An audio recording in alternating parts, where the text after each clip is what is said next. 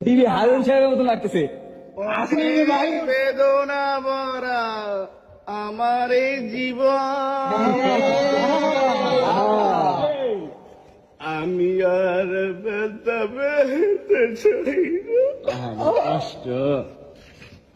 আরো কয়টা লাইন কও। অনেক বেদনা ভরা আমার এই জীবন, আমি আর ব্যথা পেতে চাই না।